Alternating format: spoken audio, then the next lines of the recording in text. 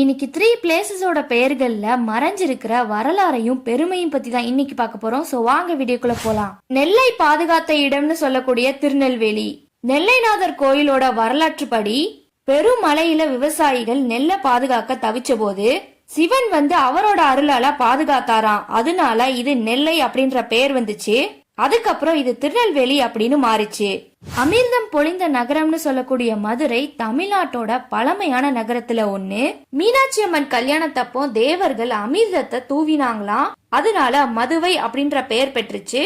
இது காலப்போக்குல மதுரை அப்படின்னு மாறிடுச்சு. தேன் பொழியும் இடம்னு சொல்லக்கூடிய தென்காசி.